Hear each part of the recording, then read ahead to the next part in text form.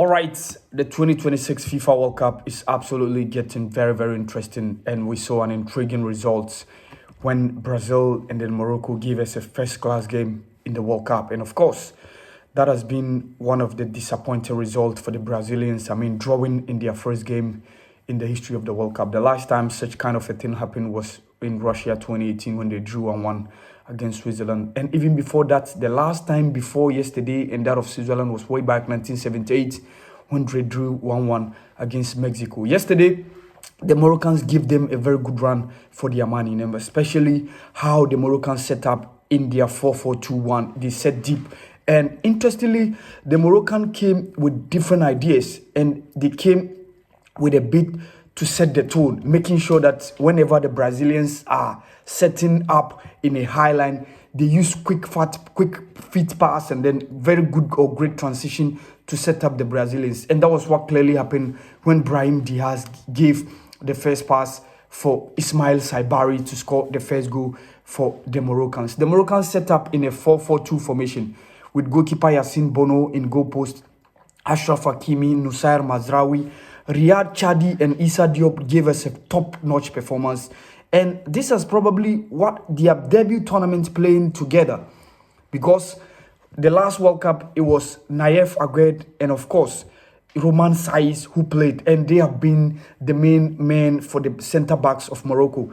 And even in the last AFCON, it was Naif Agued and Adam Massina. Unfortunately, both guys are not around this time around.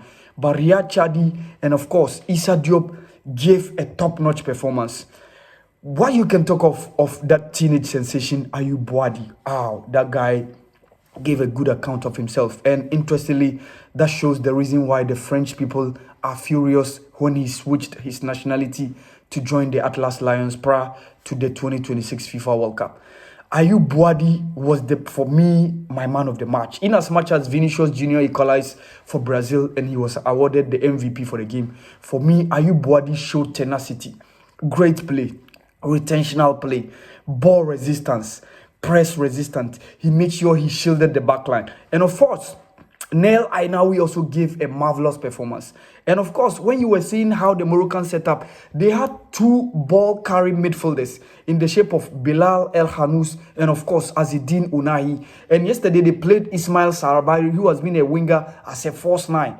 When you take a look at what he's been doing at his club at PSV Eindhoven, he used to play on the flanks, but he can give you a false nine at kind of performance if you give them an opportunity. And Brahim Diaz was absolutely magnificent, marvelous. He made sure he carried the team. He took the ball to the Brazilians. His retentional play was quite great. He was taking on the Brazilians. The Brazilians at a point were finding it very difficult. For me, the Brazilians, a lot of people are talking about the fact that this has been the worst Brazilian team ever to be seen in the World Cup. Hey, let me tell you this. Brazil have lost their identity. That was how it used to be. Brazil used to play the joga bonito, the samba football. Most of the times, Brazil lay too much emphasis on having very good attackers who are very good at holding up the ball.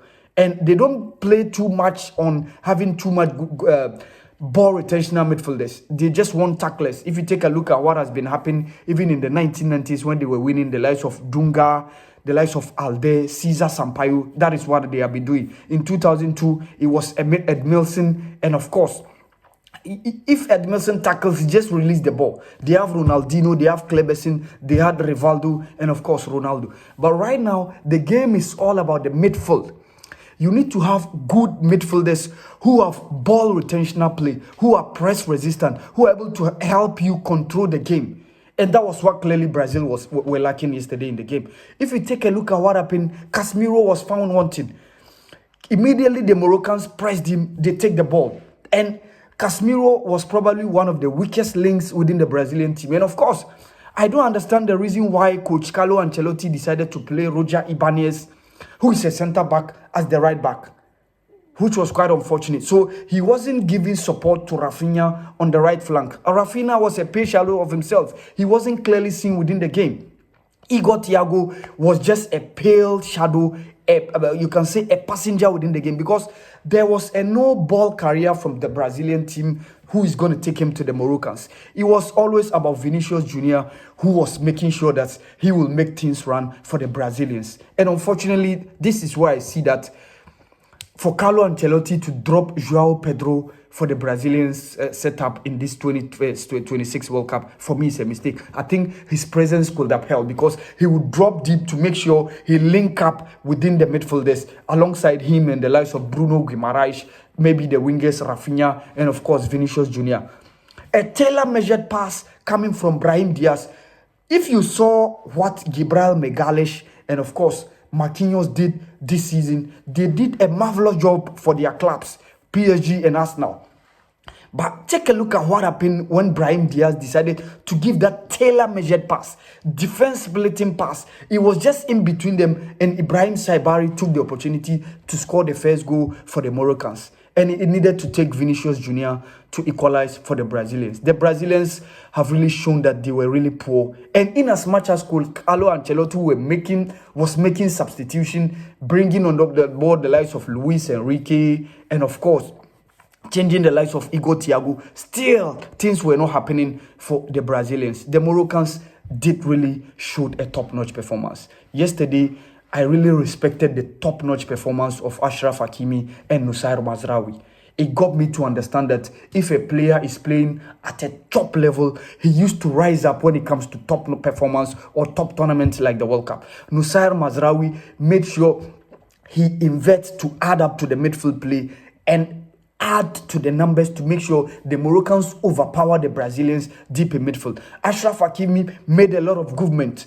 Nail Ainaoui had two opportunities to score. First one, it was being heckled by the Brazilian, and of course that one that goalkeeper Alisson Becker came up with that rebound. And of course the Moroccans did a very, very good job. And yesterday Ismail Saibari became the fourth African player to score a goal against Brazil at the World Cup. And of course, after Didier Drogba, after Joel Matip, and of course, the Cameroonian player who scored in the 2022 World Cup, Ismail Saibari scores. And we've seen that the Brazilians have failed to win in their first game at the history of the World Cup, which is one of the histories that has happened. In as much as, they drew in 2018 Russia, their first game against Switzerland in 1970. But the last time they lost their first game at the World Cup was way back 1934. Yesterday, a lot of people were thinking that Morocco will probably inflict that loss on the Brazilians. But Vinicius Junior came with a different idea. But that boy, Ayub Boadi, we need to talk about that boy, Ayub Boadi. 18-year-old midfielder who plies his trade with Lille in the French Ligue 1. That guy is a man to watch. He's one of the biggest things to happen in football. Trust me, I think the Premier League clubs and some of the top European clubs will be coming for him. Initially, we were hearing Arsenal have tabled a £60 million move for him, but Lille were looking for £70 million. But with performance he displayed for the Moroccans in the game against Brazil, trust me, that price is going to rise up. It might probably reach between 90 to 110 million or so pounds in the just very near possible future within 1 month or so, because he's shown that he's a top-notch player. And at his age 18, he can give you long-term performance.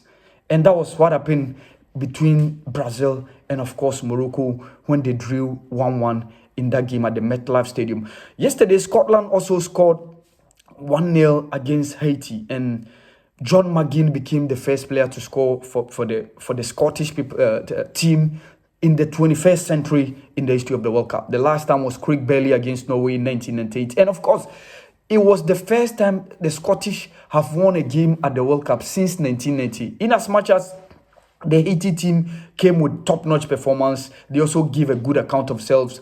Scott McTominay hit the post with one of his plays. John McGinn, the likes of Ben Dwack, the likes of Andy Robertson also try as much as possible to ensure that things were going on for the Scottish people. I think Scott McTominay and his likes, the likes of John McGinn, who scored the only goal of the game, did marvellously well for the Scottish people. And of course, Qatar also recorded a history in their World Cup for the first time, they've had their major points. In the last World Cup when they hosted, they lost all their 3 group games, losing against Netherlands 2-0, losing against Ecuador 2-0, losing against Senegal 3-1. Yesterday, Kuki Boalim equalized after Bril Mbolo scored from the spot. And of course, that was how Qatar made their first point in the history of the World Cup. This has been the podcast channel with